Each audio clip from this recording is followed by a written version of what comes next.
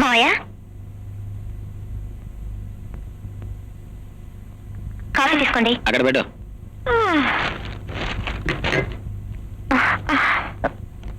ఏమిటత్తయ్య అంత డల్గా ఉన్నారు? కళ్ళు మండిపోతున్నాయి, కాళ్ళు లాగుతున్నాయి. రాత్రంతా నిద్ర లేదమ్మా. మీకు నిద్ర లేదా? తను నిద్రపోకపోతే బాగుపోయింది, నాకు కూడా నిద్ర లేకుండా చేసింది. ఏమిటి? అవును, రాత్రి తెల్లవారులు నా చేత నల్లులు చంపిస్తూ కూర్చోబెట్టింది. ఏంట్రా బుజ్జి, కలిపేమైనా చేసిందా? అవునమ్మా, నల్లతగా ఉంది. అయ్యో,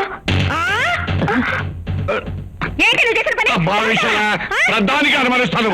పాపవాడికైనా జ్వరం వచ్చిందేమోనని ఇలా చేయొచ్చు. అందుకని ఇలా తాగి చూస్తుందా?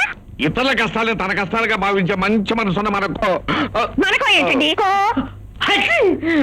ఏంట్రా బుజ్జి? ఏమిటో నాన్న? ఏమండి, ఏమిటండి ఇది?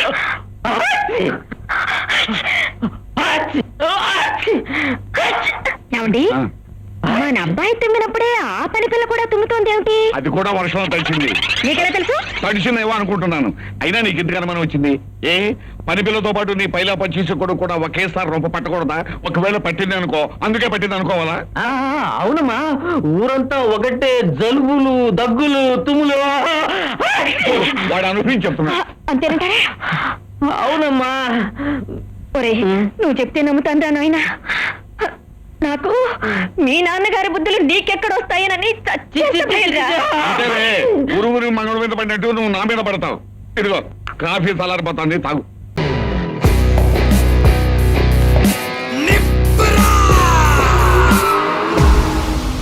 అవును, మీరు గ్యాంగ్స్టర్ ఎందుకు అయ్యారు?